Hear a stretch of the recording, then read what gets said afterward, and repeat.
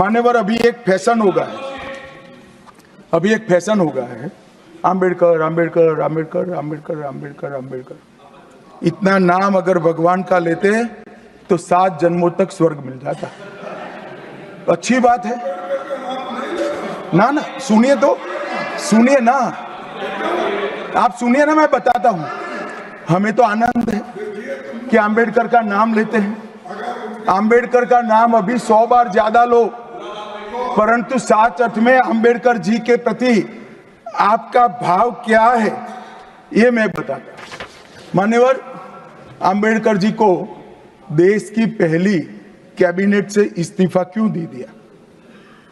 आम्बेडकर जी ने कई बार कहा कि अनुसूचित जातियों और जनजातियों से हुए व्यवहार से मैं असंतुष्ट हूं, सरकार की विदेश नीति से मैं असहमत हूं और आर्टिकल 370 से मैं असहमत हूं। इसलिए वो छोड़ना चाहते थे। उनको आश्वासन दिया गया, आश्वासन पूरा नहीं हुआ। उन्होंने इग्नोरेंस के चलते इस्तीफा दे दिया और एक श्री BC रॉय ने पत्र लिखा कि आम्बेडकर और राजा जी जैसे 2 महानुभाव मंत्रिमंडल छोड़ेंगे तो क्या होगा। तो नेहरू जी ने उनको जवाब में लिखा है, राजा जी के जाने से तो थोड़ा बहुत नुकसान होगा, आम्बेडकर के जाने से मंत्रिमंडल कमजोर नहीं होता है। मान्यवर, ये विचार जो खड़गे जी कह रहे हैं ना, क्या आपत्ति है? जिसका विरोध करते हो उसका वोट के लिए नाम देना कितना उचित है? क्योंकि अब आम्बेडकर जी को मानने वाले पर्याप्त संख्या में आ गए हैं, इसलिए आप आम्बेडकर आम्बेडकर कर रहे हो। मान्यवर, मुंबई के मेयर ने एक पत्र लिखा था कि मऊ में आम्बेडकर जी का स्मारक बनाना चाहिए। मऊ में जो आम्बेडकर जी का जन्म स्थान था, सुझाव लिखा। उन्होंने कहा आमतौर पर स्मारक निजी पहल से बनाने चाहिए। यदि सरकार किसी प्रकार की सहायता करती है तो वो उचित नहीं होगा। उनके कितने स्मारक बने साहब? कोई स्मारक आम्बेडकर जी का नहीं बना, देश भर में नहीं बना। आम्बेडकर जी के स्मारक कब बने?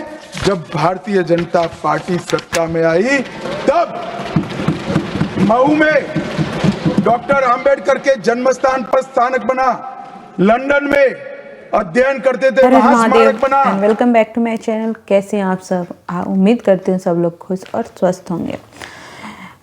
आज अभी ये वीडियो देखा, ये अमित शाह संविधान पे चर्चा हो रही थी। आपको पता ही है आजकल विंटर सेशन में संविधान पे चर्चाएं शुरू है और आजकल वैसे वैसे लोग भी संविधान की गाथा गाने लगे हैं जो संविधान की हत्या किए थे।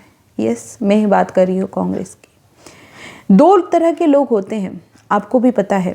आपकी ज़िंदगी में भी 2 तरह के लोग आते होंगे। एक ये जो सिर्फ बड़ी बड़ी बातें करते हैं लेकिन करनी कुछ होती नहीं है, और एक ऐसे लोग जो बातें तो नहीं करेंगे लेकिन काम आपके फ़ायदे वाला ही करेंगे। जी हाँ, कांग्रेस जो अंबेडकर की चर्चा लगा के रखी है, यही कांग्रेस है जिन्होंने आज तक भीमराव अंबेडकर की कोई इज्जत नहीं की।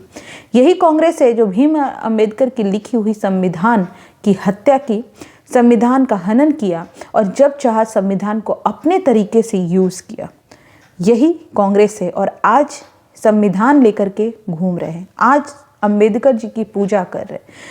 भीमराव अंबेडकर जी हम सब के लिए बहुत ही माननीय एक महान पुरुष थे।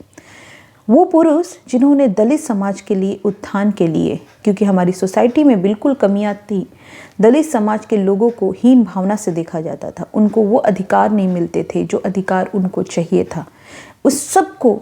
उन सब के खिलाफ वो लड़े, उन सब के खिलाफ वो डटे रहे और आज भीमराव अंबेडकर जी की ना केवल हम लोग, सारे समाज के लोग उनको एक रिस्पेक्ट करते हैं, आदर मानते हैं। देखिए, वो एक महान इंसान थे, महान पुरुष थे जिनकी इज्जत हम सबको है और हमेशा के लिए रहेगी।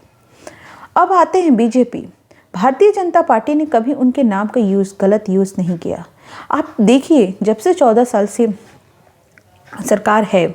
और इस 14 साल से बीजेपी को इसलिए बोल रही हूँ कि उसके पहले अटल बिहारी वाजपेयी जी की सरकार थी, तो उसमें ये सब कम सुनने को आता था, तानाशाही है ये। अब भी 2014 से अभी जो 11वां साल चल रहा है, जिसमें प्रधानमंत्री, देश के प्रधानमंत्री नरेंद्र मोदी, उस टाइम पे बहुत लोगों को है कि तानाशाही है। आप मुझे बताइए कौन सा ऐसा संविधान का हनन किया गया कि किसी के मौलिक अधिकार को छीना गया? कौन सा किया गया कि किसी के फ्रीडम को छीना गया? कहाँ पे किस रूल का तोड़ा गया जहाँ पे लोगों की ये दलित समाज की अवहेलना हुई? कहाँ पे कुछ किया गया? लेकिन वहीं पे कांग्रेस की जब सरकार थी, इमरजेंसी जैसी चीज़ें हो, 35A जैसी चीज़ें हो, धार्मिक रिजर्वेशन हो, जो सब ये सब चीज़ें संविधान के खिलाफ है, लेकिन कांग्रेस ने उस चीज़ को किया। तो आप मुझे बताइए कि कौन है अंबेडकर जी की को मानने वाला और कौन अंबेडकर जी के खिलाफ है? बोलने से कुछ नहीं होता है, करनी से होता है। हाँ, अमित शाह ने बोला कि अंबेडकर अंबेडकर अंबेडकर की रट लगाए, उतना तो आप भगवान को याद करते तो 7 जन्मों में आपको स्वर्ग, 7 जन्मों के लिए स्वर्ग मिल जाता। जी हाँ, अंबेडकर जी हम सब के लिए बहुत एक आदरणीय पुरुष हैं, महान पुरुष हैं, महापुरुष हैं।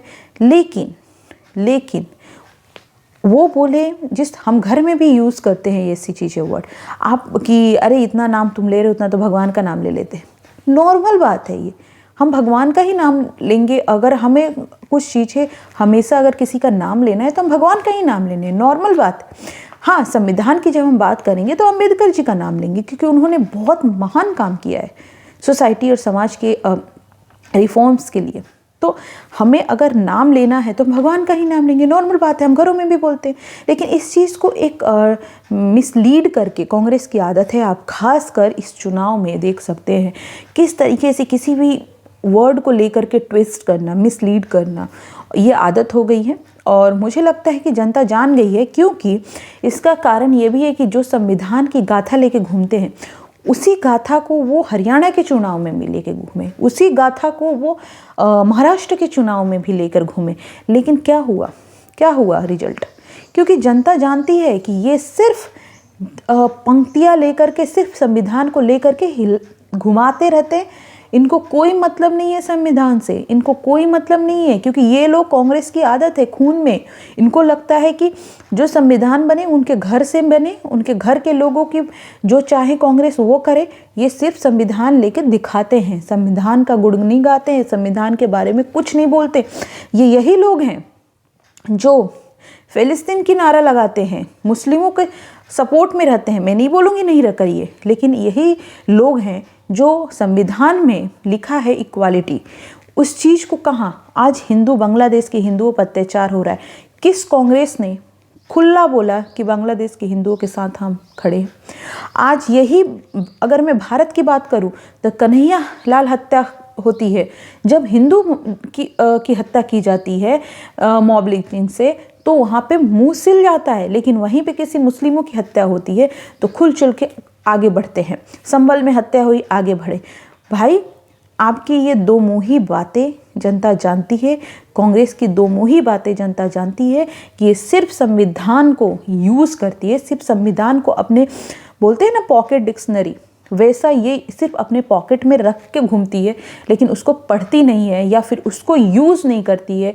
वो सिर्फ अपनी, वो जिस तरीके से चाहती है वो वही यूज़ करती है। तो इसीलिए कांग्रेस पे मत जाए कि कांग्रेस क्या कर रही है क्या नहीं कर रही है, उसकी ये गाथा है और ये बकवास बातें करते रहती है।